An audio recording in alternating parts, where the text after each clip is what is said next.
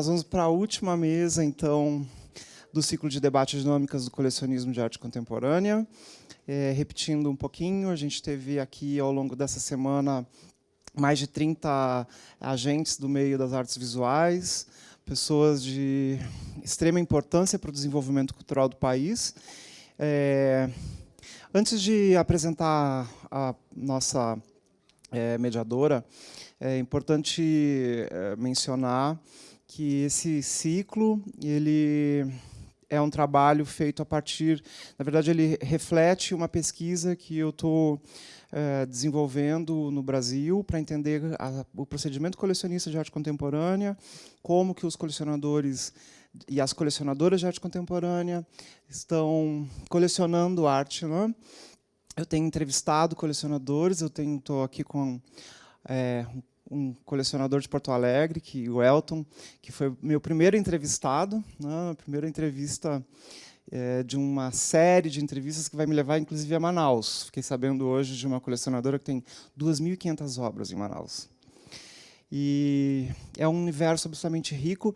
E essa pesquisa e o ciclo só foi possível, né? Está sendo possível, graças a Regina Pinho de Almeida, que é uma pessoa de uma generosidade única, que tem uma compreensão do campo das artes visuais rara, e que abraçou, encampou essa ideia, e, enfim, está proporcionando, né, esse debate, proporcionando essa pesquisa, essa produção desse conhecimento, e que, enfim, espero poder contribuir de alguma maneira para avançar nos estudos e, sobretudo, no desenvolvimento, para que mais pessoas colecionem, para que a gente possa entender melhor como é que essas práticas acontecem, os seus desdobramentos. E a mesa que nós vamos ter hoje agora é extremamente importante, porque vai falar justamente do papel de colecionadores no desenvolvimento cultural do país, né? Pensando muito em uma linhagem de colecionadores que foram responsáveis pela construção dos mais importantes museus desse país, e sem eles não teríamos hoje as grandes instituições, os grandes museus que nós temos e que estão desenvolvendo por esta herança as novas instituições. Eu tenho a honra de chamar uma pessoa por quem eu nutro uma profunda admiração, que é minha amiga gaúcha, faz parte do CTG aqui de São Paulo, quando a gente se reúne. É uma crítica jornalista cultural, que atuou muito tempo no jornalismo cultural. Angélica de Moraes, né, responsável por diversas exposições, publica livros. Logo, logo a gente vai ter um novo livro da Angélica. Angélica, por favor, é uma honra te receber aqui. A Angélica vai, então, convidar aqui os nossos debatedores e vai conduzir os trabalhos. Todos vocês, uma boa mesa. Esse aqui é meu, tu pode pegar aquele ali. Está funcionando? Está ok? Bom, antes de mais nada, eu quero dizer que é um imenso prazer participar desse debate de hoje, porque, sem sombra de dúvida, são duas personalidades que muito contribuem para a cultura brasileira e que têm demonstrado, através dos últimos tempos, através, inclusive, no caso da Andréa, no colecionismo, né, e o Heitor na parte de política cultural do mais importante museu do país e o mais importante da América Latina, né, sem dúvida, pela coleção.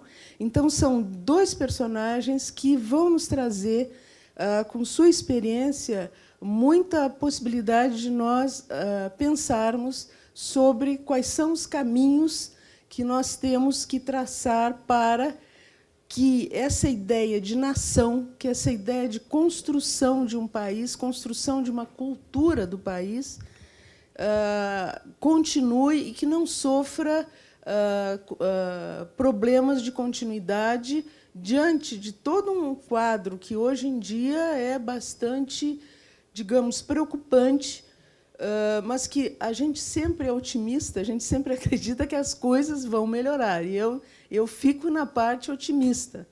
Então, eu quero chamar aqui, por favor, Andréa, Andréa Pereira para nos ajudar a pensar sobre uma coleção fascinante que a gente tem a oportunidade de ver lá no Galpão. Depois nós vamos falar sobre isso.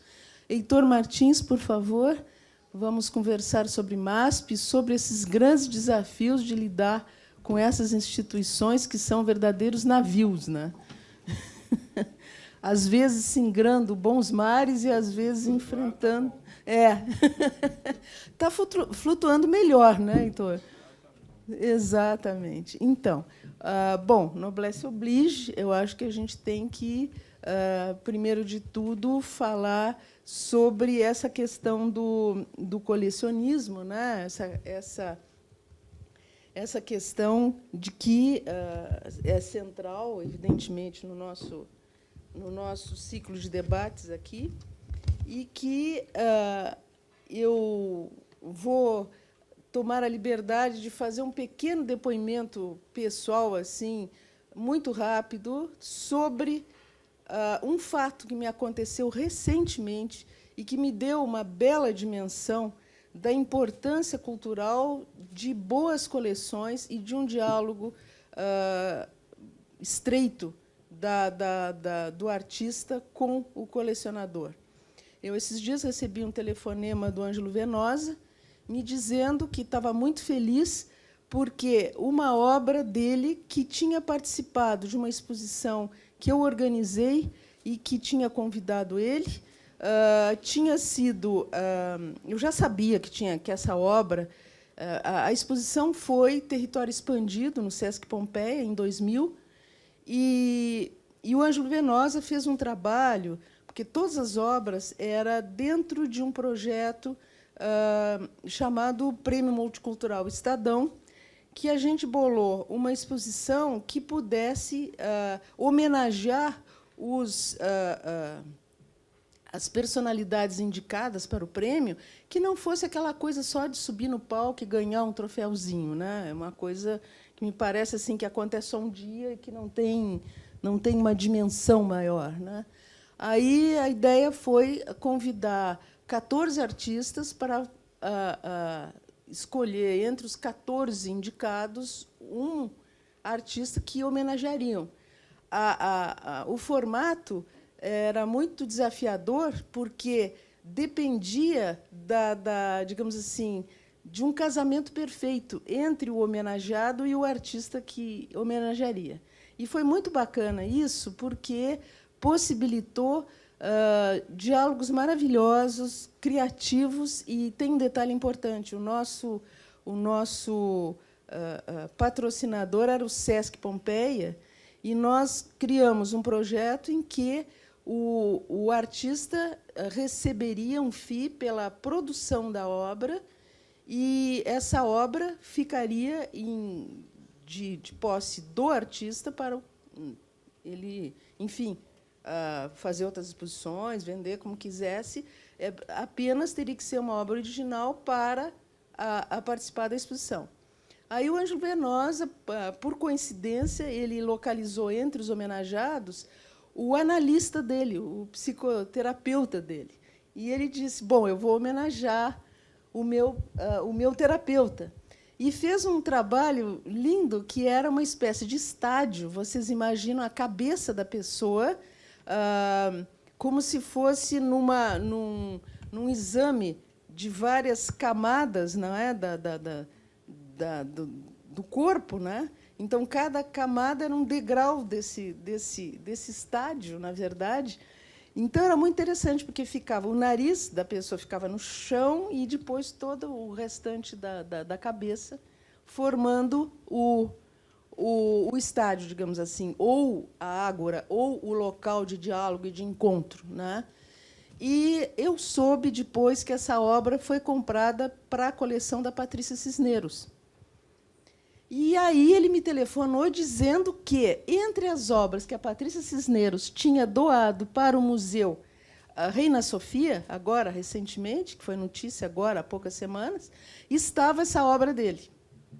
Aí eu disse: poxa, Ângelo, eu acho que a melhor notícia que um curador pode receber na vida é isso, saber que uma iniciativa de curadoria rendeu um fato cultural que vai representar o Brasil em uma coleção internacional importante. Então, isso não aconteceria se, no meio do caminho, não houvesse o diálogo com o colecionador. Se a Patrícia Cisneros não tivesse comprado essa obra e mantido na sua coleção, expôs outras vezes, e depois teve a generosidade de doar como parte de uma série de obras que estão agora no acervo do museu e que, sem sombra de dúvida, vai ter uma visibilidade muito grande para a arte brasileira. Então, eu abro assim quase com o coração na mão para dizer para vocês que eu tenho muito respeito e muita admiração pelo colecionismo, o colecionismo de qualidade, o colecionismo feito com critério, o colecionismo que entende que a obra de arte ela tem dois valores, na verdade. Tem o valor de uso e tem o valor de troca. Agora, há pouco, o Marcelo falava sobre o valor, né? E eu acho que, basicamente, a minha leitura é essa, o valor de uso e o valor de troca. O valor de uso é o seguinte, é uma obra que você vai ver, porque ela é uma ferramenta de leitura do mundo, ela é uma ferramenta de produção de pensamento e produção de sensações, de coisas que são pescadas dentro da gente, coisas que a gente observa do mundo exterior através da obra. É um mecanismo muito de percepção muito fina, né? E esse é o uso, digamos, da arte, né? E esse uso, de repente, ele é potencializado no momento que ele participa de um conjunto de obras, que ele participa de uma coleção, que ele, enfim, ele é semantizado junto com outros elementos que também dizem a respeito daquela mesma época, né? E eu acho que a coleção da Andréia e do José Olímpio é bastante exemplar disso, porque tem dois núcleos fundamentais assim que eu observei. Você me corrige se eu estiver errada, André, por favor, porque eu não tenho a noção completa da obra como você tem, né, da coleção, é óbvio. Então, a questão é o seguinte, um núcleo neoconcreto, não é? E um núcleo conceitual, de arte conceitual muito forte, com imagens e com obras absolutamente emblemáticas e importantes para a percepção e a leitura da história da arte no Brasil, né? Eu lembro, por exemplo, o Valterço Caldas está muito bem representado na coleção. Inclusive, eu vou esquecer o nome daquela obra que é um casco de tartaruga com... Bom, eu não quero fazer quiz aqui com você, viu, André? Por amor de Deus. Isso, homenagem ao raciocínio. É maravilhoso, porque é uma carapaça de... Vocês já devem ter visto, porque isso é uma obra absolutamente seminal da história da arte. Está em tudo. Então, são obras que realmente marcam uma época e marcam uma obra importante dentro da produção de um artista já importante. Então, tem vários momentos disso numa coleção que tem mais de 2.000 obras, né, André? 2.500 obras. Vamos conversar sobre isso daqui a pouquinho. Mas eu só fazendo esse, digamos assim, semi-memorialismo, digamos, porque a presença do colecionador ela é fundamental para dinamizar o circuito todo, né? E para mostrar, de repente, a possibilidade de um projeto, por que não? Um projeto de nação também, porque a gente observa na história da arte, especialmente na história das instituições brasileiras, o quanto os colecionadores particulares tiveram a presença fundamental nos fundamentos mesmo, a palavra é essa, fundamentos de museus que hoje, a começar do próprio MASP, né, e enfim, Museu de Arte Contemporânea e uma série de outros museus, Museu de Arte Moderna E se você vai buscar as origens de uma série de museus, você vai ver que sempre tem aquela semente, sempre tem aquela plantinha que cresceu a partir de algumas coleções, né? E já é, por demais, conhecido na história da arte a importância de um Assis Chateaubriand, não é? Enfim, de um Titilo Matarazzo. E, no século XXI, essa interlocução com a arte se faz através de coleções como da Andréa e do José Olímpio, que estão, sem favor nenhum, dentro dessa genealogia, e que, claro, aqui é uma coisa que a família que tem que decidir, mas imagina-se que, no futuro, talvez, não é, alguma outra, já sabendo dos aportes de obras que são periodicamente doados para algumas instituições, sabendo, de repente, que possa, e aí vem uma pergunta depois que eu vou fazer para você, sobre esses destinos, né? Bom, eu não vou fazer, como se diz, spoiler. Eu vou deixar a Andréa falar primeiro sobre a coleção, e aí a gente vai, depois, conversar com o Heitor a respeito daquele grande navio, né, Heitor? Que é maravilhoso. Mas, enfim, vamos lá, Andréa. Boa tarde. Regina, parabéns por essa casa maravilhosa e pela essa iniciativa aqui de promover conversas, palestras sobre diversos temas, e hoje arte contemporânea. É um privilégio, um prazer estar aqui e poder falar sobre isso. Não foi de propósito que a gente se tornou colecionador. Há uns 25 anos atrás, nós somos cariocas, moramos fora do Brasil, e, quando a gente voltou para São Paulo, com uma filhinha pequena e sem conhecer muita gente. Dentro de nós tinha um bichinho que dizia, que nos levava para esse lugar. E tudo começou de visitas em galerias, todos os sábados, conversando com os galeristas. Na época, vocês podem imaginar que deviam ter 3 ou 4 galeristas: a Raquel, a Luísa, o Peter, e acredito que só, naquele momento. Então, a gente ia, a gente conversava, a gente estudava, e a gente comprava aqui, comprava ali, comprava o que dava, né? E a motivação era única: gostar da obra, gostar daquilo que a gente estava comprando.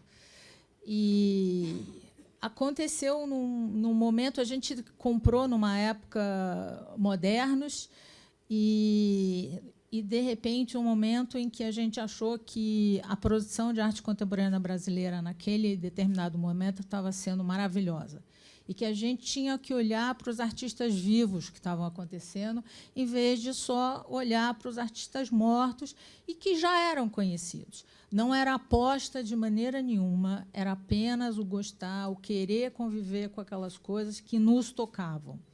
E aí a gente deu uma virada, né? Vendemos muitos modernos e começamos a criar a coleção de concretos e contemporâneos. Valtércio surgiu nessa época, Sérgio Camargo, Lígia Clark, na época Adriana, e outros, né? E aí, numa outra conversa, começou a ficar, o espaço começou a ficar difícil, né? Mas nunca, no momento, eu pensava em ser uma colecionadora com 2.500 obras. Chegou o momento seguinte: ou a gente compra e guarda, ou a gente para. Só que as coisas eram assim, a gente era apaixonado por aquilo. Então, a gente continuou comprando, e a coleção é essa coleção que é hoje, graças a esse movimento. Foi um movimento, não foi realmente intencional, foi o que aconteceu, e a gente continua comprando o que gosta. A gente não faz aposta de mercado nenhum, né? A coleção é 95% de artistas brasileiros.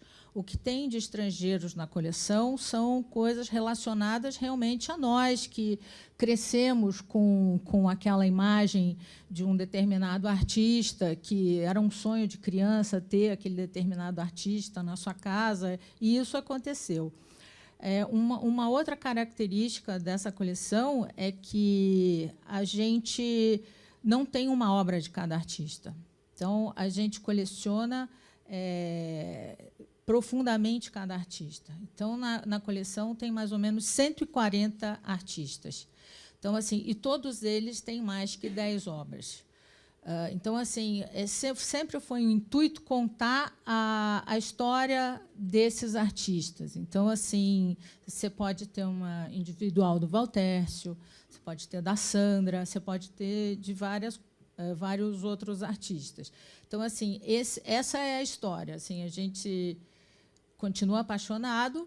Hoje em dia, a gente chegou num momento que se torna assim, um dilema, né? Colocar um artista para dentro da coleção, nessa mesma proposta. Então, a gente estuda mais, a gente olha, tem que olhar um pouco o histórico todo da obra, o que a gente vai comprar, o que a gente não vai comprar, porque a gente continua com essa mesma diretriz, comprar mais de uma obra de cada artista. Posso fazer uma perguntinha? Nesse estudo que vocês fazem de cada artista, pelo visto, então, uma preocupação também é a coerência do conjunto, né? Vocês pensam Sim. nisso, na coerência do conjunto ou não? Eu acho que a coerência do conjunto está muito ligada já ao nosso olhar, né? Então, assim, eu acho que e eu acho que a arte contemporânea é muito disso. O seu olhar começa a identificar sinais e coisas que vão te tranquilizando, que você vai se sentindo bem naquela obra, outra obra. Eu acho que assim, o nosso olhar já olha de uma forma mais direta para o que vai entrar para a coleção. Entendo. De certa forma, vocês estão adotando critérios museológicos, né? Intencionalmente. Não é, acho que não intencionalmente, mas talvez. Sim, porque no momento em que vocês fazem um conjunto significativo de cada um dos artistas, de maneira que esse conjunto possa dar conta do desenvolvimento da obra daquele artista, me parece que aí tem uma percepção bastante, digamos assim, ligada ao museológico, né? À história da arte, inclusive. Isso, nesse sentido, sim. Nesse sentido, sim. Mas a gente acha que a gente não consegue ler um livro por uma página. Então, assim, eu acho que na arte contemporânea, assim, também a mesma coisa. O conjunto da obra é muito importante, porque assim são experiências diferentes, são técnicas diferentes, são motivações diferentes. Isso faz um conjunto, né? Então, assim, e eu acho que isso conta a história desse artista. Então, nesse sentido, sim. Já aconteceu, por exemplo, de vocês adquirirem uma obra que vocês notam que não participa do conjunto, e aí vocês doam? Como é que se faz essa diferença entre o que fica na coleção e o que vai para coleções públicas? Como é que é esse trânsito? Não, a gente gosta da obra que vai para a coleção pública. Eu acho não é que não gosta, é que não forma um conjunto. Eu acho que talvez eu tenha me expressado errado. Eu entendi, desculpa. É o seguinte, não por essa razão. Eu acho que assim existem alguns artistas que a gente está vendo que tem uma ou duas peças na coleção e que a gente não vai destinar dessa forma, que eu acho que não é interesse. Obviamente, o museu tem que ter interesse. Ninguém vai doar para um museu, olha, eu tenho uma obra aqui, o museu aceita essa obra? Não. Tem que ser obras coerentes, importantes para a doação de museus. O museu tem...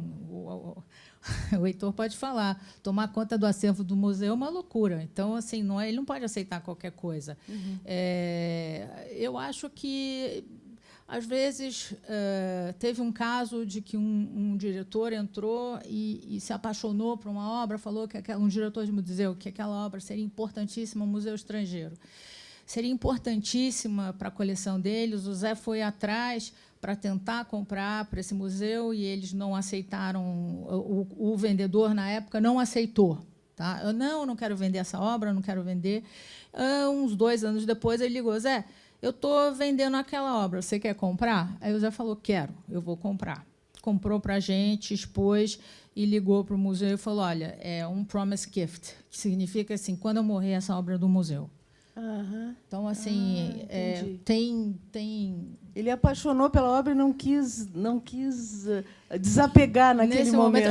Nos Estados Unidos é uma coisa bacana que esse negócio do promise gift é uma coisa que você promete ao museu uma obra, até por questões fiscais, né? E quando você morre, você pode conviver com essa obra até o fim da vida e aí depois ela passa a ser do museu. Então, desculpa, a gente fez isso. Ah, certo. Não, aqui é importante a gente lembrar, por exemplo, que você e o José participam do Conselho da Pinacoteca, né, do Conselho da Fundação Bienal de São Paulo e do Museu de Arte Moderna, e, em Nova York, do Board de Trustees do New Museum e do Conselho Internacional do Museu de Arte Moderna, o MoMA. E, em Madrid, participa do patronato da Fundação Reina Sofia, e, em Londres, do Conselho Internacional da Tate Modern, e, em Paris, do Conselho da Fundação Cartier para a Arte Contemporânea. O que isso significa? Significa que vocês têm um trânsito internacional que permite não só avalizar critérios de seleção de obras, como, de repente, levar obras brasileiras para essas coleções, né? Você conta alguma coisa, digamos assim, interessante de alguma dessas doações que você especialmente lembra e curtiu de fazer para algum desses museus internacionais? Eu acho que essa obra é uma obra da Carmela Gross, que chama Projeto para a Construção de Céu, que foi o projeto dela de formatura, né? Que lindo. E eu acho que assim, é uma obra emblemática. Assim, a gente doou, teve uma outra obra da Ana Maria Maiolino que a gente doou lá para o Pompidou também, que foi maravilhosa. Assim, eu acho que assim, por que colecionar a arte brasileira, né? Porque dá orgulho, porque merece ser colecionada, né? Então, assim, a gente tem que ter. A gente estava falando, vocês estavam falando no outro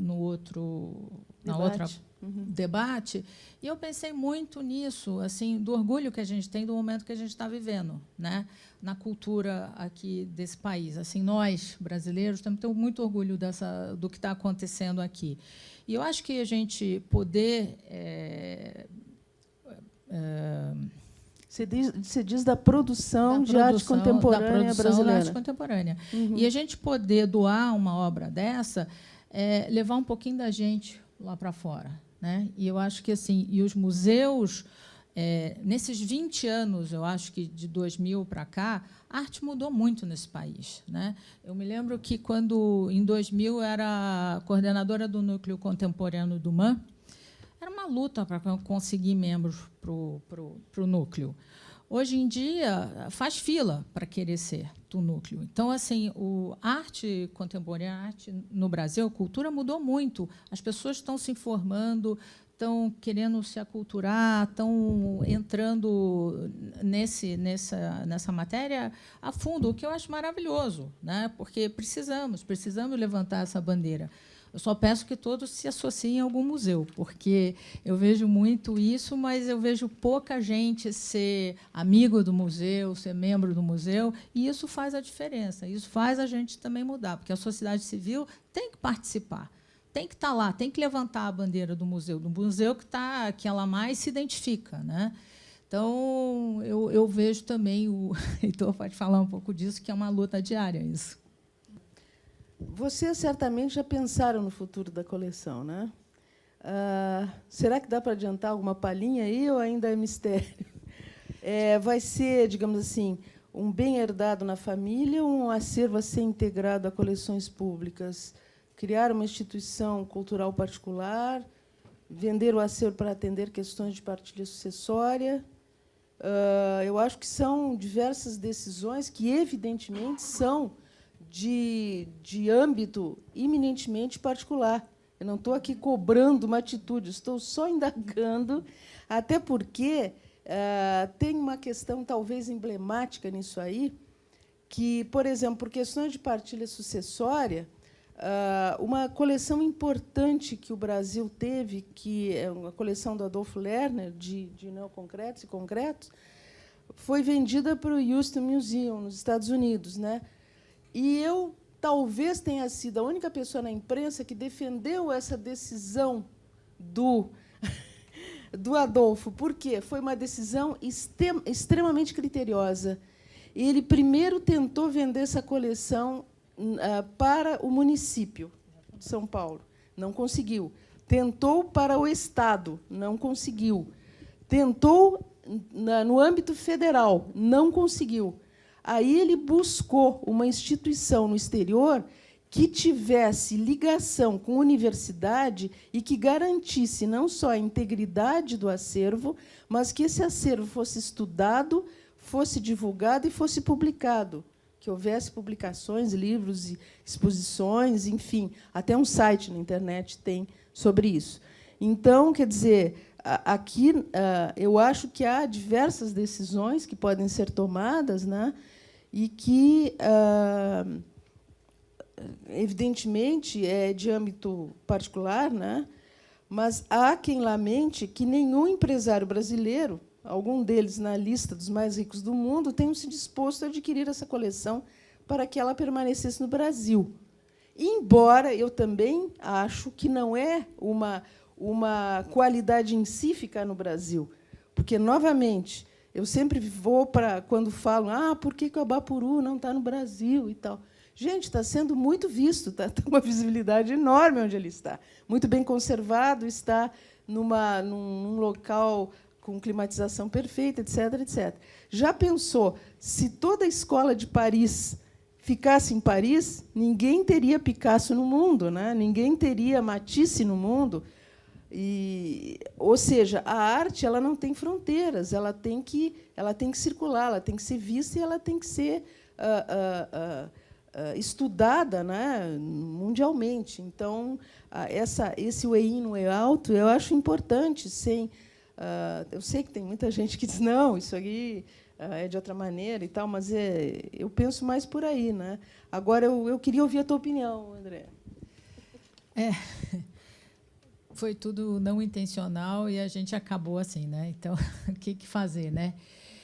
No fundo, a gente tem conversado não muito. É muito difícil decidir o fim, né? Muito mais fácil é decidir o começo das coisas, né? Então, assim, a gente está no momento, a gente continua colecionando, né? A gente não parou, a gente tem olhos ainda para a arte. Então, assim, não acredito que seja que vá ficar como herança, não sei se a coleção vai ser partida. A gente está decidindo.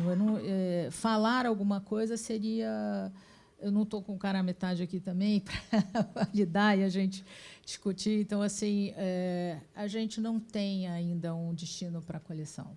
Assim, realmente, como eu te falei, é difícil decidir o fim. Não, claro, evidentemente, claro. Não, eu só citei o caso do Adolfo, porque o Adolfo está aí, né? Isso mesmo. E tem outras coleções dele que continuam com ele, que ele vai decidir mais para o futuro. A gente ainda não decidiu, é um ponto da gente estar conversando. Tem muito tempo para isso, né, André? Se Deus quiser. Então, pois é. Agora, ninguém está querendo que você decida isso, né? Mas, enfim.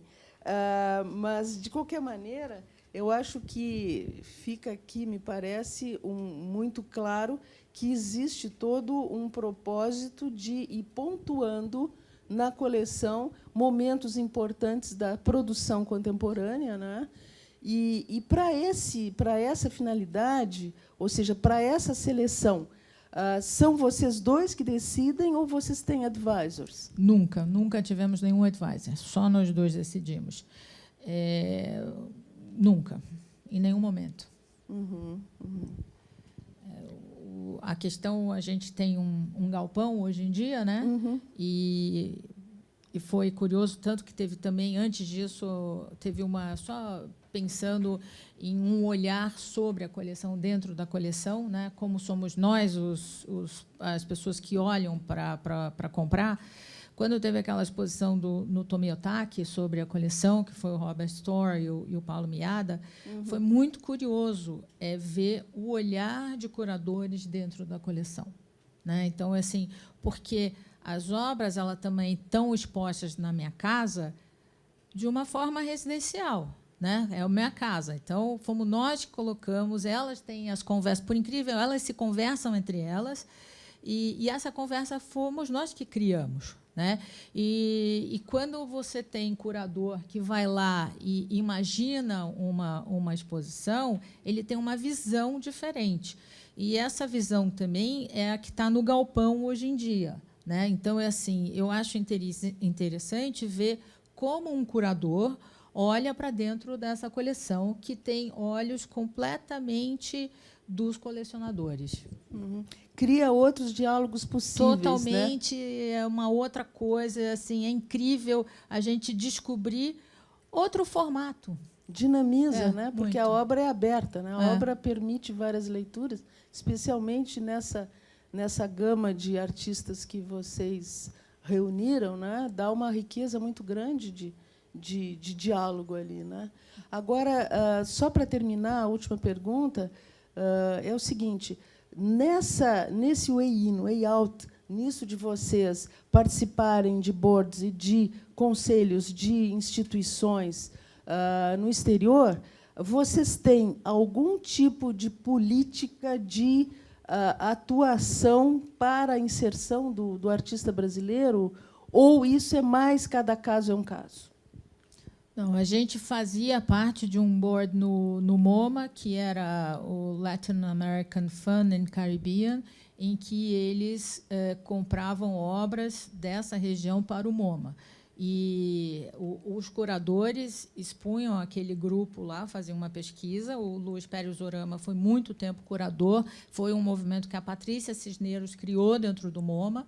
E eles expunham várias obras de artistas brasileiros, e a gente votava. A gente sempre fazia um lobby lá, grande, né? E foram compradas muitas obras de artistas brasileiros através desse braço do MoMA.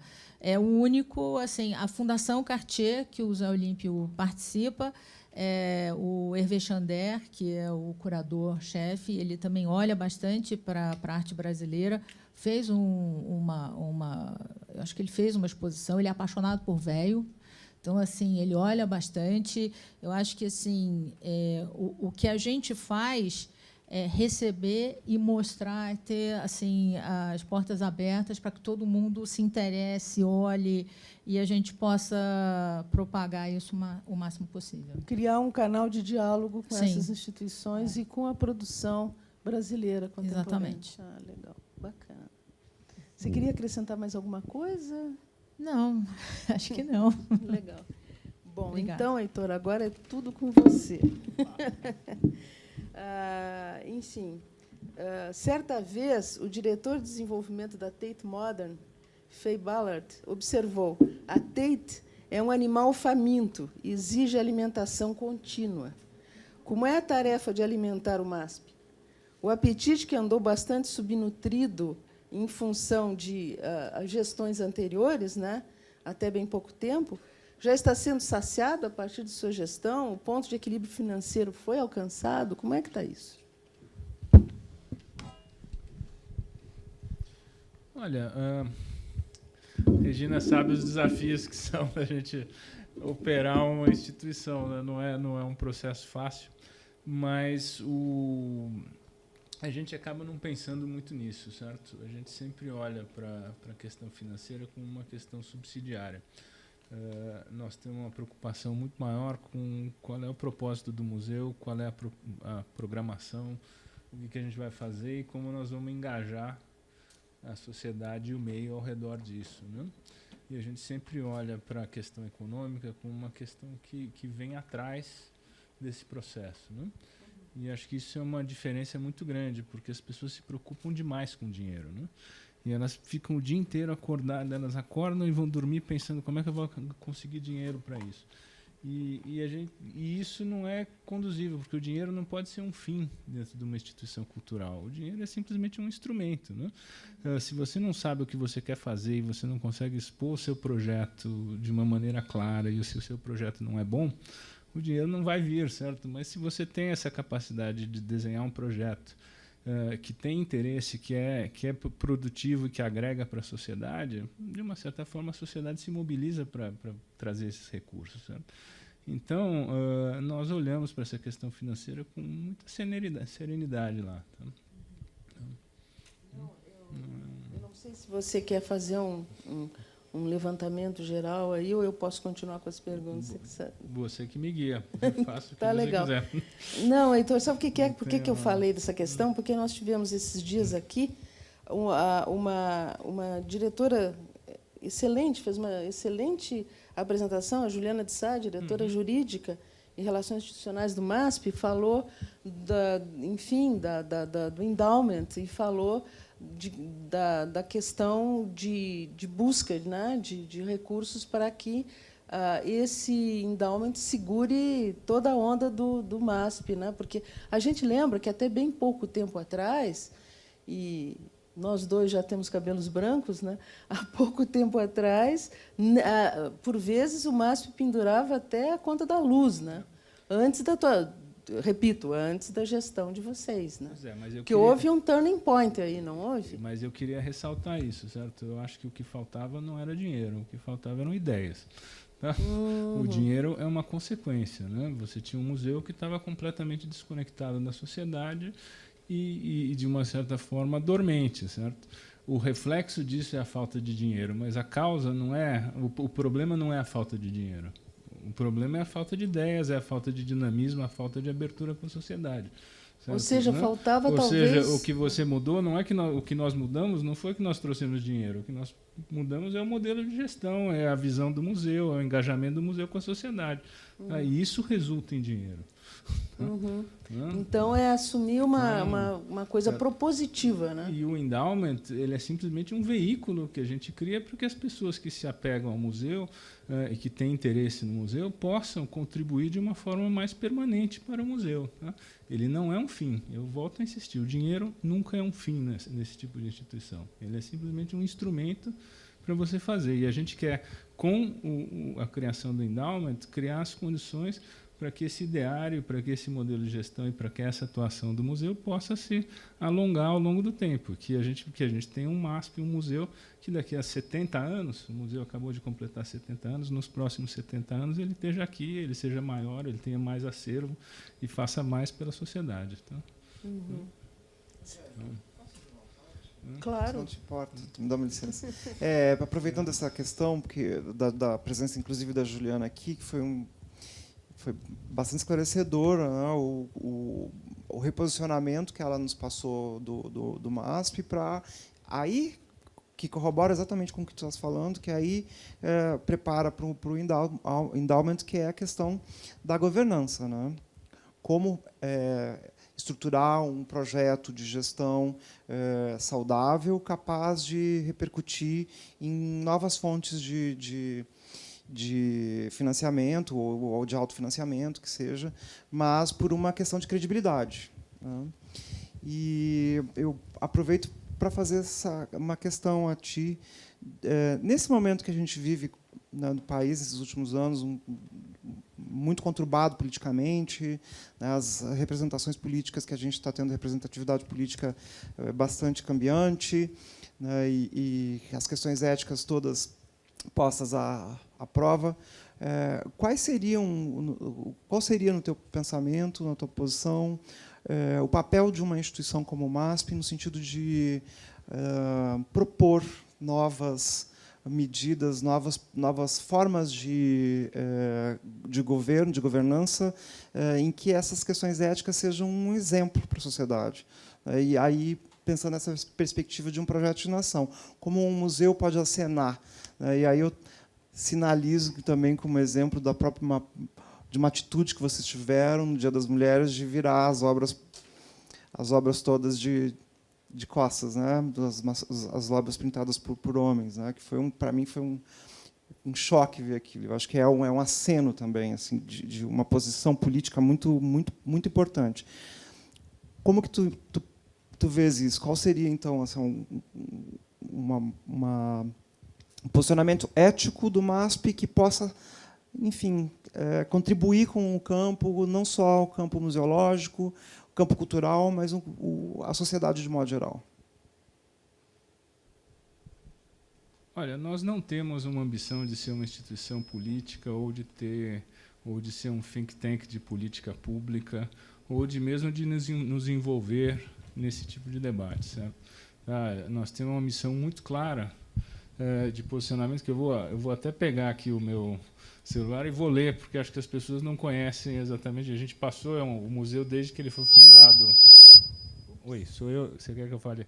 Desde que ele foi fundado em 47, ele tinha uma articulação de uma visão. Nós, em 2017, revisamos esse posicionamento e atualizamos para o que é a nossa nova realidade. E a nossa atuação ela ocorre dentro deste campo, certo? Nós não nos vemos como uma entidade política, não nos vemos nem sequer como um interlocutor dentro de um debate político, certo? Nós nos vemos como um museu, né? Deixa eu recuperar aqui.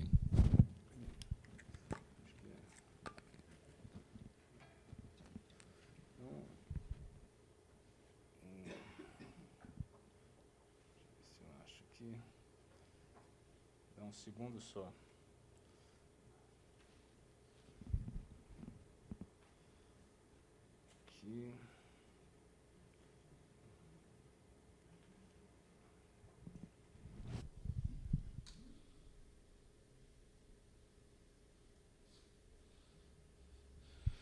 Nossa missão. O MASP, Museu Diverso, Inclusivo e Plural, tem a missão de estabelecer, de maneira crítica e criativa, diálogos entre passado e presente, culturas e territórios, a partir das artes visuais. Para tanto, deve ampliar, preservar, pesquisar e difundir seu acervo, bem como promover o encontro entre públicos e arte por meio de experiências transformadoras e acolhedoras. Então, quando nós mudamos a visão dos cavaletes, e quando a gente muda, e se vocês chegarem lá essa semana, nós estamos, inclusive, inaugurando na terça-feira um novo display, uma nova organização dos cavaletes, nós estamos atuando dentro da nossa visão, né, de que esse aqui é um museu que debate temas relevantes da sociedade, certo? Com uma visão plural, diversa, com o objetivo de atender diversos públicos a partir das artes plásticas, certo? As nossas manifestações, elas, a partir das artes plásticas e de outras artes. As nossas manifestações junto à sociedade, elas se dão dentro deste campo, que é o campo das artes plásticas e o campo da produção artística, né? Nós não somos uma entidade política, não somos uma associação de classe, certo? E acho que isso é muito importante ressaltar isso, certo? Existem inúmeras entidades para debater política pública, certo? Nosso papel é ser museu e atuar dentro da esfera da produção artística, né? Você, por favor, me repete o finalzinho da missão aí, que claro. Eu gostaria de esclarecer uma coisa com você. Claro. Vou ler a segunda.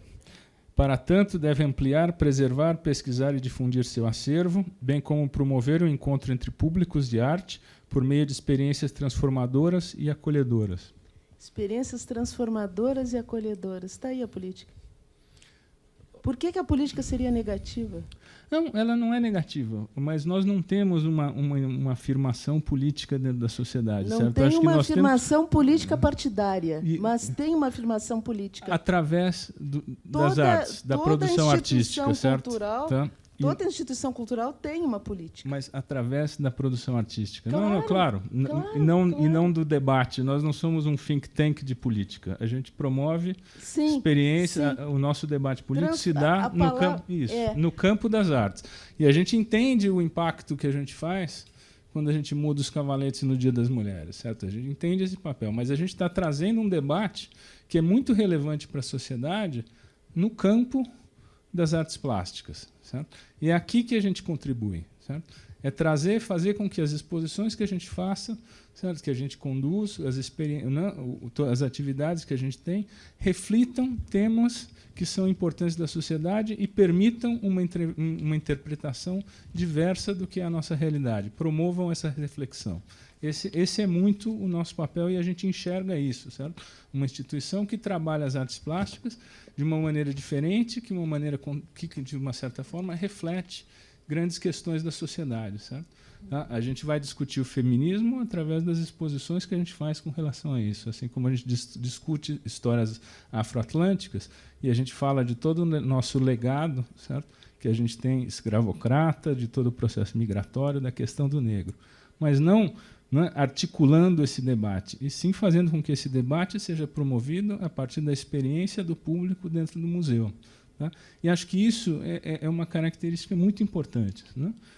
A gente não quer levar o debate para uma esfera política, seja partidária ou não partidária, onde você está discutindo as ideias pelas ideias. Né? Isso é papel de think tanks, isso é papel de associações de classe, de críticos. O nosso papel é promover o debate a partir das exposições que a gente realiza. Né?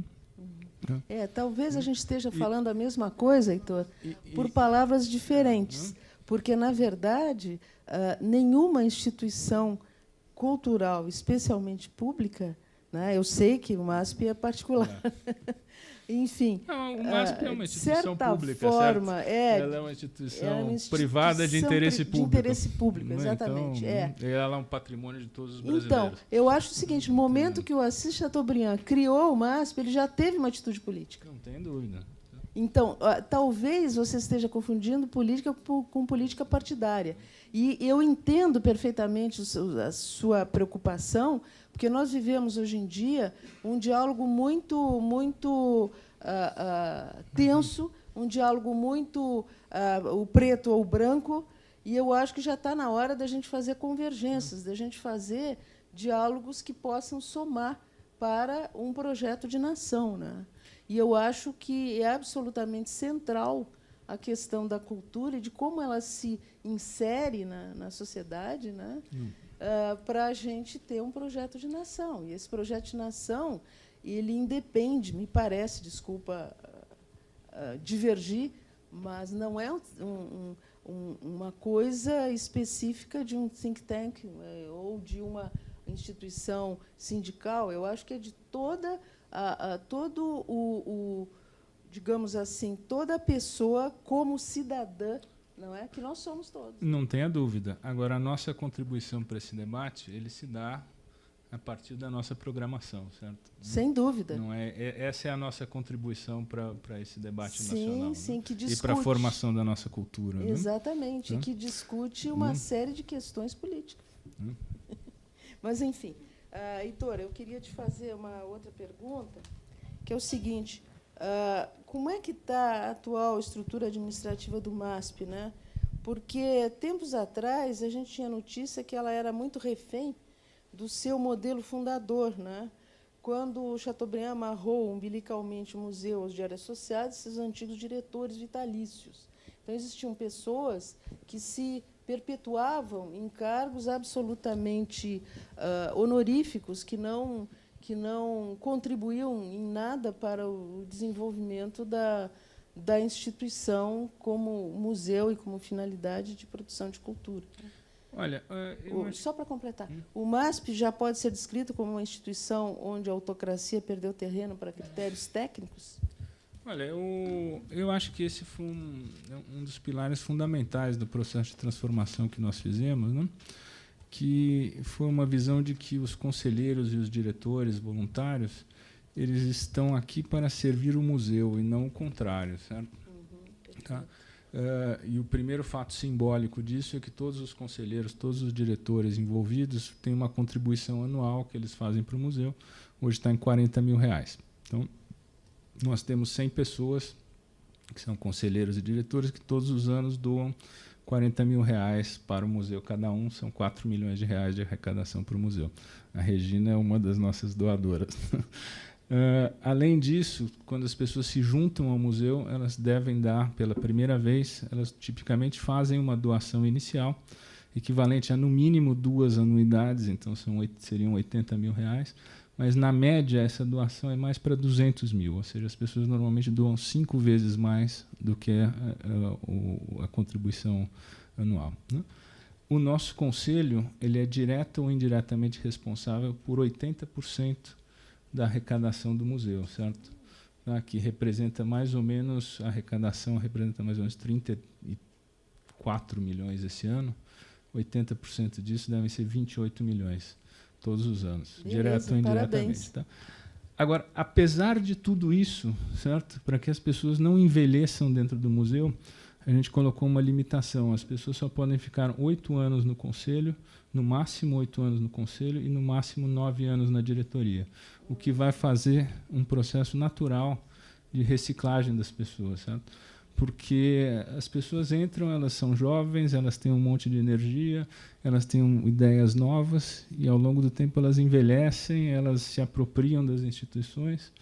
E isso acontece com todo mundo, então esse tipo de limite que foi colocado é para proteger o museu, inclusive de mim, do Heitor no futuro, certo? Porque a nossa tentação de querer achar e seguir nessas instituições é muito grande, né? E acho que isso é muito saudável. A gente vê, né? Eu passei pela Bienal, eu fui para o MASP, eu tive na USESP, olha o Zé Olímpio, que ficou na Pinacoteca, agora foi para a Bienal. Quer dizer, acho que essa rotatividade na liderança ela é fundamental para manter a vitalidade das instituições, né? Sim, para oxigenar, né? Isso. Agora, isso sem detrimento de uma instituição que embaixo precisa ter um corpo de profissionais robusto e que seja permanente e que esteja vinculado à instituição. Quando você pensa no Adriano Pedrosa, por exemplo, um diretor artístico, é muito importante que ele tenha continuidade dentro de um museu que tem uma programação como a nossa, né? Você não pode trocar de diretor artístico, de curador, com frequência, né? Nós estamos discutindo hoje a nossa grade de exposições de 2023. Nós temos já compromissos de 2021, 2022. Então, é importante essa continuidade, né?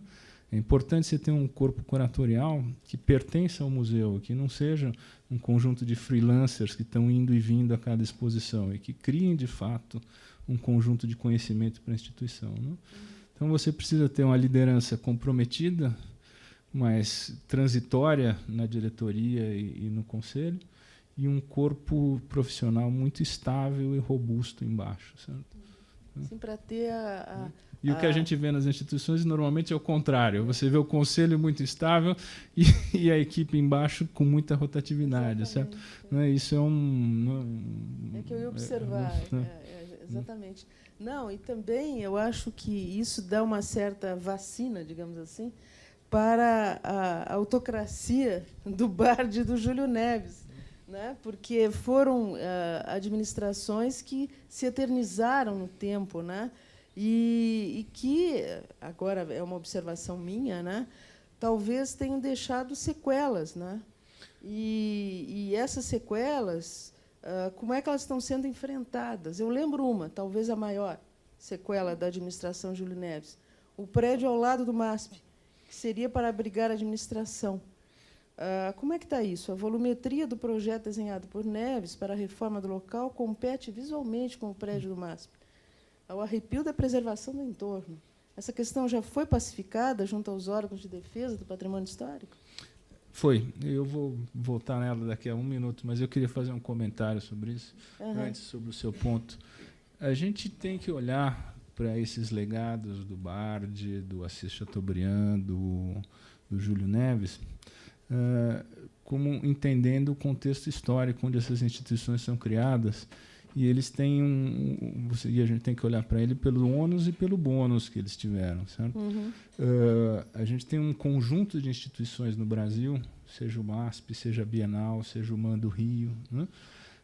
Que foram criadas de forma muito personalista, por mecenas, que a partir de o Inhotim agora passa por um processo muito semelhante 50 anos depois, 60 anos depois, que tinham uma visão de futuro e tinham um ímpeto criador e que colocaram de pé instituições que são fantásticas, certo? Todas elas, né?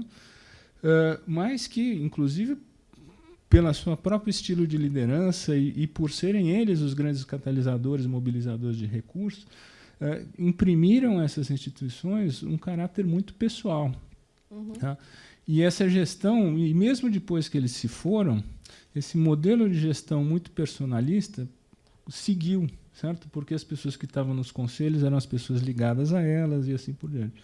O que nós estamos fazendo na Bienal, o que nós estamos fazendo no MASP, o que está começando a se passar em Inhotim, no Man do Rio, é uma transição de um modelo que era um modelo muito pessoal para um modelo de profissionalização, de verdadeira institucionalização, né, da entidade, da instituição, né? Isso é o que a gente está vendo aqui, a gente viu na Bienal, a gente vê no MASP, certo? A gente está vendo os sintomas disso acontecendo no Man do Rio, a gente está vendo esse mesmo processo começando em Inhotim, e a gente pode falar de várias outras instituições que passam por isso, certo? Né? Então, acho que a gente tem que olhar esse contexto de transição, né? Sim, sim. Que ele é muito importante. Certo? Dito isso... Desculpa, seria um amadurecimento do meio, digamos, do meio artístico no setor das instituições, já essa transição de uma autocracia para um modelo mais, digamos, técnico e mais voltado a resultados impessoais, mas importantes para o museu? Olha, eu acho que isso aqui tem menos a ver com o entorno e mais a ver com as condições da instituição mesmo, certo? Né? A instituição, quando ela é criada, outro exemplo claro é o que está acontecendo no museu na Fundação Iberê Camargo, no Rio Grande do Sul, certo? Passa por um processo muito semelhante. Quando você tem um mecenas visionário que tem um sonho, certo? E que ele se mobiliza, se dedica para criar esse sonho e coloca todos os recursos e aporta a maior parte dos recursos para criar esse sonho, é natural que ele mande muito. Ele está pagando a conta, certo? Né? E, ao longo do tempo, certo? Uma vez que a criação está pronta e muitas vezes a criação fica maior do que o criador, você tem um processo de transição da criatura para a sociedade. E esse processo é esse processo de institucionalização, onde a sociedade, então, abraça aquilo ali, certo? De uma maneira com um modelo de gestão e de liderança muito mais pulverizado. Certo? E acho que isso a gente está vendo no MASP, a gente está vendo de novo na Bienal, está vendo em outras instituições, mas é o mesmo processo que acontece nos Estados Unidos com as instituições que foram criadas lá. Toda instituição que teve um grande mecenas, esse mecenas mandava muito mesmo, sabe? Foi assim, né? Em todos eles, o Rockefeller com o MoMA, né? Durante muito tempo. Então, a gente não precisa achar, ter uma síndrome de, olha, isso aqui é um problema nosso. Sabe? Isso é a trajetória natural das instituições. Sabe? Né? E acho que o que a gente está vendo aqui. Né? Não, porque, de repente, o ônus e o bônus. Né? No caso do Bardi, você tinha muito bônus e pouquíssimo ônus. No caso do Júlio Neves, você tem muito ônus e pouco bônus, pelo menos na minha opinião pessoal. Eu acho porque esse lance que eu estou falando das sequelas, aquele prédio ali do lado é um tremendo de um abacaxi, né? Olha, eu acho que as pessoas olham para as coisas de maneiras diferentes, certo? A gente tem que olhar isso dentro de com uma janela de tempo mais ampla. Eu acho que aquele prédio do lado é uma dádiva, é uma bênção que o museu tem, certo? Nós temos um museu de 11 mil metros quadrados, que tem uma capacidade de receber 600 mil visitantes. Aquele prédio ao lado é a opção que a gente tem de criar um museu que possa abrigar 2 milhões de visitantes no futuro. Se aquele prédio tivesse sido vendido para fazer outra coisa e virasse um prédio de escritório, como é que a gente ia poder expandir o MASP, certo? Então, aquilo ali é uma joia que está, um tremendo patrimônio que está ali para ser explorado. E a gente tem um grande sonho de lançar a construção do prédio, certo? Nós estamos trabalhando nisso, nós já aprovamos um projeto novo na prefeitura, nós já aprovamos a construção de um túnel ligando o MASP ao prédio, sabe? E acho que aquilo ali vai permitir a criação de um museu para o século XXI, um museu que possa atender 2 milhões de visitantes, que possa ter uma área expositiva muito maior, que possa ter outros aparelhos ligados, que são essenciais. O prédio da Lina é um prédio de 67, certo? Que tem um conjunto de limitações enormes, né? Então, acho que quando a gente olha ao longo de um horizonte de tempo maior, acho que aquele terreno e aquilo ali que está sendo deixado vai ser um legado muito importante para o museu. Mas tem que resolver a questão da volumetria, né? Porque a volumetria está competindo, né? Pelo projeto original do Júlio. Então, é isso. Né? projeto tem toda a questão financeira, de patrocínios e instituições legais que eles resolveram que a sociedade hoje não conhece. Não, por isso que eu estou perguntando. Não, é isso, não. É, nós porque temos um projeto a novo. volumetria é que mais me preocupa. Nós temos um projeto novo que foi aprovado já por todos os órgãos, certo? E que é um complemento muito importante ao museu, sabe? Evidentemente é um prédio diferente do que aquela carcaça que está lá. Mas não tem Ele a vai altura passar- que o Júlio Neves queria, né? Bom, ele tem aquela altura que está ali. Ele é exatamente a volumetria do museu colocada de pé. Tá? É o mesmo volume do museu Sim. virado. É um prédio lindo. Esse ímpeto criativo de todos é muito importante. Se não tivesse o Júlio, se não tivesse aquela mobilização, não teria o terreno, certo? Então, as coisas vêm com o seu ônus e com o seu bônus. Aquilo ali, o terreno, é um legado incrível para o museu. Certo? Nós não seríamos nunca capazes de comprar aquele terreno. Se tivesse um prédio comercial ali, a gente jamais poderia, nem teria, mesmo que tivesse o dinheiro, não poderia fazer. Né? Então, aquilo é bom um que houve legado muito importante. Sabe? E com seus erros todos, que a gente vai corrigindo, certo? Todo Que mundo bom erra. que foi. Eu espero que os meus sucessores corrijam os meus erros também.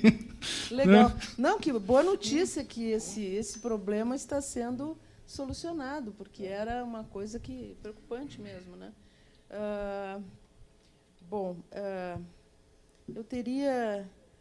Eu queria focar mais no colecionismo, né? No tema central aqui.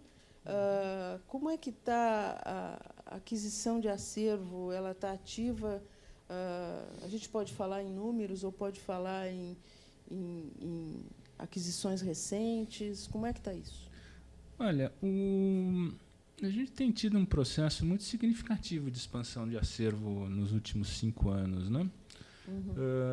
Primeiro, a gente tem um volume muito grande de doações, que a gente tem recebido de doações importantes. No ano passado, acho que nós agregamos mais de 100 obras ao acervo. Tá?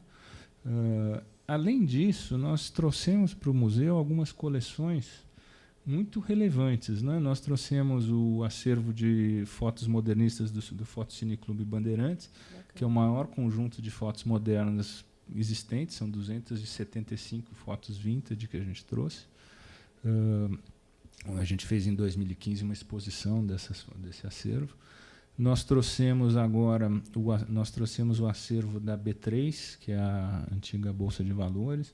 São 70 obras, acho que em conjunto e em termos de valor é o maior acréscimo ao acervo desde os anos 60, né? Como valor das obras adquiridas. Nós acabamos de trazer para o acervo 35 obras do Banco Central, de muito fôlego, certo? Quer dizer, são 8 Volpes, 2 Ismael Neri, 3 Tarsila do Amaral, que vieram por um comodato de 5 anos, mas renovável, e a gente imagina que essas obras têm uma boa chance de permanecer no museu. Nós trouxemos a coleção de arte pré-colombiana da coleção Landman, né? São 700 peças, e aquilo ali abre um caminho diferente dentro do acervo do museu.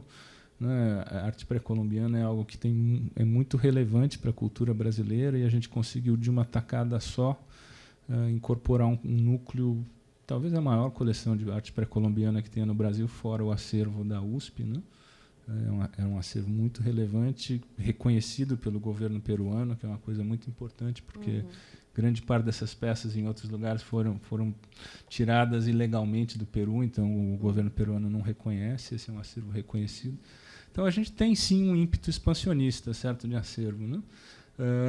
E a gente busca proativamente doações, e temos buscado esse tipo de comodato, esse tipo de instrumento que expande a coleção de uma forma mais ágil. Né? A gente também espera que, conseguindo construir o prédio novo, que a gente consiga trazer 2 ou 3 grandes coleções, ou pelo menos uma grande coleção de arte brasileira, para ajudar a complementar o nosso acervo de arte brasileira do século XX. Né? Já tem alguma coisa em vista? Ou não pode falar? Tem várias coleções em diálogo. Beleza, ótimo. Uma última pergunta seria... Oi.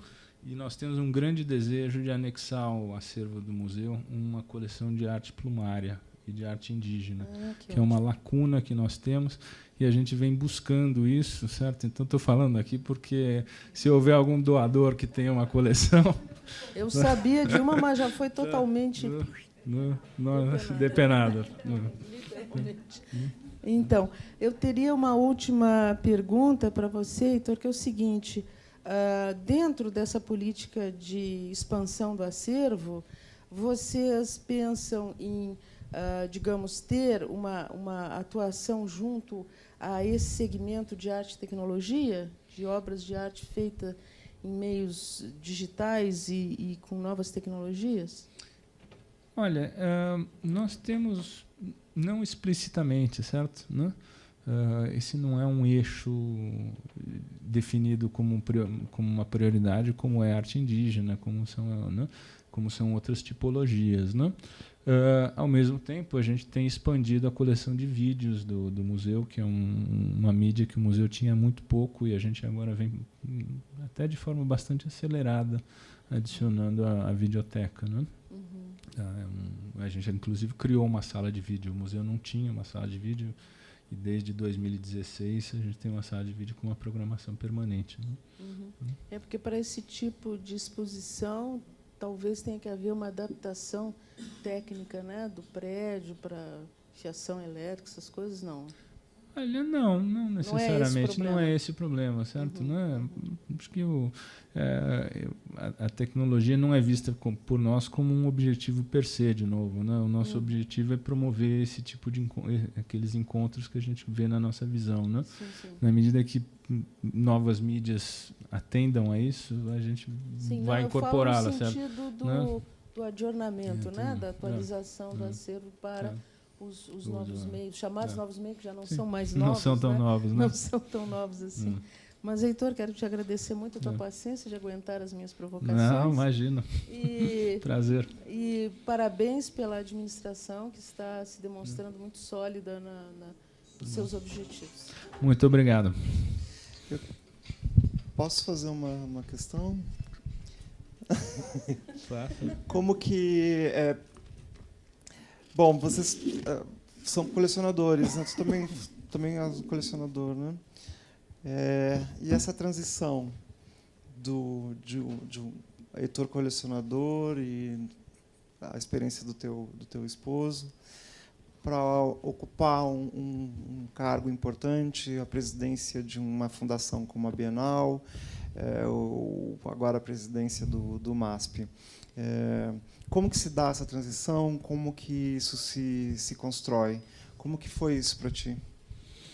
Olha, nós somos colecionadores fervorosos, certo? Né? Inclusive, é muito bom o convívio com o Zé Olímpio, porque a nossa coleção é absolutamente complementar. Nós colecionamos coisas muito diferentes. Né? Mas eu não vejo a atuação que eu tive na Bienal ou no MASP com uma extensão do nosso colecionismo privado para a esfera pública. Sabe? Inclusive, os caminhos que nos levam a isso. Primeiro, eu gosto de atividades públicas de uma forma geral, certo? Eu fui vice-presidente da USESP, eu sou do conselho do INSPER e sou bastante ativo no INSPER também. Então, gosto muito da atividade no terceiro setor privado.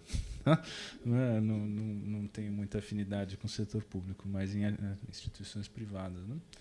E mesmo o caminho que me levou a essa vida não passa necessariamente pela coleção. Sabe? Talvez contar uma anedota aqui de como é que a gente chegou na Bienal. Eu era bem menino, em 2004, mais ou menos, 2005, o Jorge Wilhelm, a Paulina Nemirovsky tinha acabado de falecer, eles estavam construindo a Fundação Nemirovsky, né? Ela deixou todo o acervo para a fundação, e o Jorge Wilhelm tinha sido apontado como o curador para montar a fundação. E ele estava lá com a Maria Alice Millier e mais um grupo de pessoas montando a fundação, e tinha um conselho, e eles, sei lá por que cargas d'água, ligaram: ele é da McKinsey, né? Então, vamos conversar com ele para ver se ele quer entrar no conselho. Né? E eu fiz um conjunto de entrevistas, conversei com ele, olhei e tal. E eu voltei para ele e falei: olha, eu não vou aceitar teu convite porque vocês estão absolutamente loucos de querer fazer esse negócio aqui. Né? O que vocês têm que pegar é fazer uma associação com o museu, com a Pinacoteca, com alguém, para abrigar a coleção, né, Nemirovsky. Isso aqui não se sustenta com uma entidade só. E não fiz parte. E saí e nunca mais falei com ele, né? E em 2009, né, a Bienal estava num buraco tremendo, né? Tinha aquele mundo de crise, e eles convidaram São Paulo inteiro para fazer parte para ser presidente da Bienal, e ninguém aceitava, né? Aí o Jorge Wilhelm, que tinha sido presidente da Bienal, lembrou de mim e me ligou. Falou: Heitor, você não quer... Eu fiquei muito impressionado com a conversa que a gente teve lá atrás, não sei o que, você não gostaria de contemplar ser presidente da Bienal? E eu falei: interessante, deixa eu pensar, não sei o que, não. Aí ele tocou, no dia seguinte ele ligou para mim e falou: olha, então, eu queria retirar o convite que eu te fiz. Né? Porque, eu não vou falar o nome da pessoa, mas, né, fulano, a gente conversou com ele, ele tem mais experiência, e ele é muito amigo do Serra, e o Serra, né, e ele vai conversar com o Serra, e o Serra vai dar os recursos, e a fundação vai assim, então, não queria, né? Desliguei o telefone, né? Aí passou um tempo, né? 40 dias depois, toca o telefone de novo lá, Jorge Wilhelm. Olha, nós queríamos fazer o convite de novo. Aí eu perguntei: mas o que aconteceu, né? Ele falou: não, olha, o fulano falou com o governo, mas o governo não vai dar o dinheiro. E se não tem dinheiro, não dá para ter fundação. Então a pessoa recusou o convite, né? E aí eu aceitei. E foi assim que eu entrei para aquilo ali. E você pergunta por que eu aceitei aquilo, certo? Né?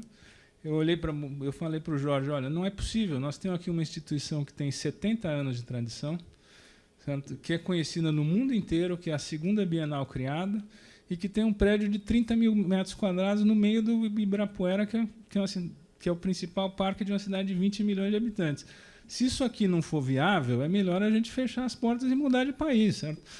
Eu tinha, na época, 38 anos quando eu falei isso. E aí eu fui para lá, né? E aí a gente conduziu aquilo, né? Então, acho que tem muito essa questão da gente enxergar um mundo e uma sociedade que é diferente um pouco, né? As pessoas olham tudo pelo que falta. E é tudo pelo que falta e sempre precisa do outro para resolver o seu problema, né? E eu acho que a gente, cabe a todos nós abraçar um pouco o mundo, sabe? Nós fazer parte das soluções do mundo, né? E olhar as coisas pelo que elas têm, e não pelo que falta, né? A gente é muito bom de reclamar, né? Mas fazer, né, é muito bom também, né? E a sociedade gosta. Quando você coloca uma proposta para frente, né, a sociedade abraça. A gente viu isso na Bienal, a gente vê isso no MASP, a gente falou dos conselheiros, sabe? Se perguntar se os nossos conselheiros são colecionadores, se eles gostam de arte, eu acho que tem os que gostam de arte, tem os que são colecionadores. Mas a maior parte quer contribuir porque tem orgulho de ter um museu na cidade. Tá? Os nossos maiores doadores não têm nenhum vínculo com arte diretamente, né? Então, acho que isso é muito importante, sabe? E acho que, nesse sentido, a atitude de criar uma coisa aqui é muito louvável, sabe? Porque você enfrenta esses desafios, você contribui, você olha para frente, olha a potencialidade, é muito bacana. Então, eu terminar com parabéns. Alguém da plateia quer fazer alguma pergunta? Eu queria também um depoimento aqui da Andréa, e o nome dela e do José Olímpio, do que significa, a nível pessoal, estar participando dessas instituições e como ela vê, o seu testemunho pessoal de estar sendo partícipe e o que lhe move, qual o prazer. Acho que o que move é esse bichinho que mordeu a gente, né? E que mordeu alguns. Então, acho que estar perto disso é o que a gente respira. Às vezes a gente fala, não dá para conversar outra coisa, muda um pouco o assunto, mas faz parte do nosso dia a dia. Quando eu falei aquilo das peças na minha casa, elas fazem parte da minha vida. Elas todas têm uma história, né? Uma história de 25 anos, uma história de sonhos, uma história de construção. Acho que eu acho que, primeiro, a gente gosta de arte, a gente faz parte dessa cidade aqui. Eu não sou daqui, eu sou carioca. Essa cidade me abraçou com um calor enorme. Eu abraço ela hoje em dia, porque assim vivi a maior parte da minha vida adulta aqui, aprendi com os paulistas e com essa cidade, a adorar essa cidade.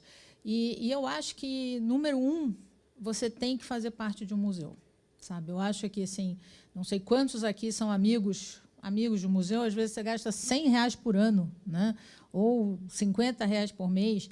Eu acho que é a partir daí... Todo mundo tem um time de futebol. Não é possível que não possa ter um museu no coração. Não é possível, entendeu? Eu acho que você passa a fazer parte... Assim, é esse orgulho. Você começa a encarar de forma diferente. Tem muito brasileiro que é sócio do MoMA, mas não é sócio de um museu aqui. Muito. Conheço muitos. Por que isso? Né? Eu acho que é a partir daí, né? A partir do pequenininho, né, que a gente vai semeando e chega lá. Fazer parte dessas instituições é levar, é representar o Brasil também, é representar o que a gente tem de bom, o que a gente acredita. Então, eu acho que é por isso que eu e o Zé Olímpio estamos nesse momento, nessa fase da vida, assim, porque a gente acreditou e a gente acredita. Então, acho que levar a nossa bandeira da cultura para fora do país. Vocês influenciaram o início de outras pessoas a ingressar no colecionismo a partir de vocês? Não que eu saiba diretamente, mas acredito que sim. Eu acredito que deve ter acontecido, mas ninguém nunca chegou para mim, olha, eu fiz isso por causa de vocês, mas a gente olha pelas atitudes, né? A gente olha pelo que os outros fazem, né? E não pelo que fala, né? Assim, é assim que a gente ensina, né? Então, eu espero que isso tenha servido assim de exemplo, vamos dizer assim. Eu reparei muito quando você falou que não era político, né? Não tem política, não é político, tal. Como é que você vê a interferência desse novo Estado que vem uma base de igreja evangélica querendo se meter dentro da arte, dentro dos museus, dentro da curadoria e dizendo que, sei lá, é moral ou imoral dentro da arte? Como é que o MASP faz com isso? Olha, lá no nosso museu não tem ninguém dizendo o que é moral ou imoral, o que a gente pode fazer ou não pode fazer, certo? Tá?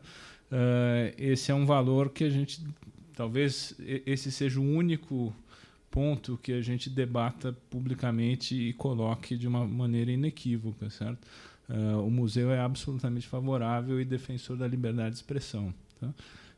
A gente já deixou isso claro lá atrás em Histórias da Sexualidade, e a gente tem um compromisso muito grande de assegurar o museu como esse espaço plural, certo? Onde a gente pode abraçar todo tipo de manifestação a partir das artes, certo? Né? Olhando sempre as artes como um instrumento, como o mecanismo de mediação com o público, né? Tá? Esse é um valor indefensável para a gente, né, do qual a gente não abdica em nenhum momento. Agora, eu confesso que nesses últimos 2, 3 anos, apesar de tudo que se fala, nós nunca tivemos uma afronta a esse direito dentro do museu, certo? Tá? Então, e espero que a gente siga assim. É gozado, posso dar uma parte? Eu estive em Houston agora, e lá no Museum of Fine Arts de Houston está acontecendo uma exposição da Sally Mann, que é uma fotógrafa dos anos 90, super importante hoje em dia nos Estados Unidos. Fazia um diário da vida dela com os filhos. Isso incluía as criancinhas lá de 6, 5 anos, em cenas cotidianas, peladas e tal. E uma delas é a menininha dela com um cigarro aceso na mão. E, nessa exposição, essa foto não estava. Por que essa foto não estava? Porque o museu não queria causar polêmica. Meu Deus, você não pode causar polêmica? Onde você vai causar? Onde você vai falar sobre isso? Né? Então, isso também não acontece em outros lugares. Eu fiquei doida. Eu falei, mas não é possível. Mas eu acho que tem que ser um processo também, voltando à sua pergunta aqui, que tem que ser um processo de respeito mútuo, certo? Onde cada um no seu quadrado, certo? Nós somos um museu, então não cabe a gente querer dar palpite em como é que as pessoas têm que governar o país. Assim como eu espero que quem governa o país não venha querer dar palpite em como é que a gente conduz o museu, sabe? Acho que cada um dentro de um processo de respeito, certo?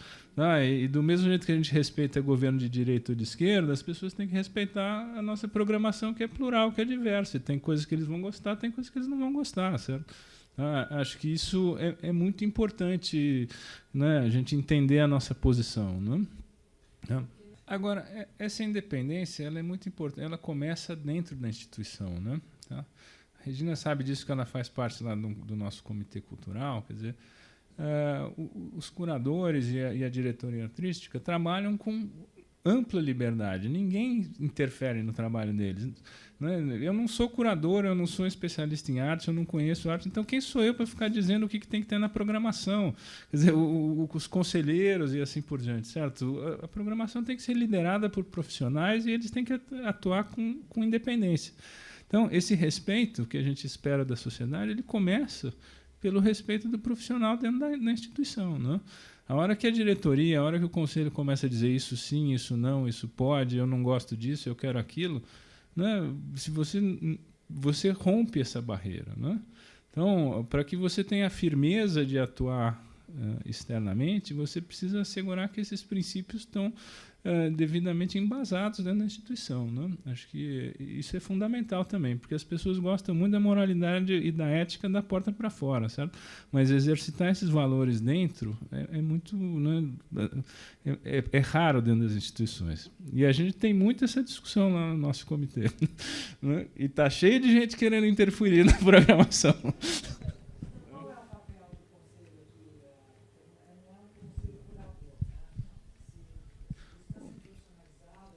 Programação, qual é o papel, então, deste conselho? O papel do conselho é assegurar a perenidade da instituição e garantir esse espaço democrático para manifestação né, para manifestação dos artistas e da produção artística, certo? Esse é o papel nosso. Nós somos, de uma certa forma, guardiões desse espaço de debate através da arte, né, que é feito pelos curadores e em especial pelos artistas, certo? Que são as grandes estrelas dentro do museu, né? Acho que a gente tem que entender o nosso papel. Nós estamos aqui para cuidar dessa nave, né?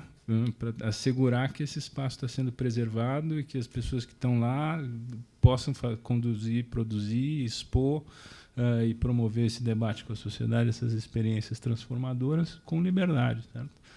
Nós não somos curadores, não estamos ali para ficar dando palpite em exposição. Muito, muito importante isso. Tá? E eu sou um ferrenho defensor disso, né? Acho que a hora que a gente mistura esses papéis, a gente morde a maçã. Certo?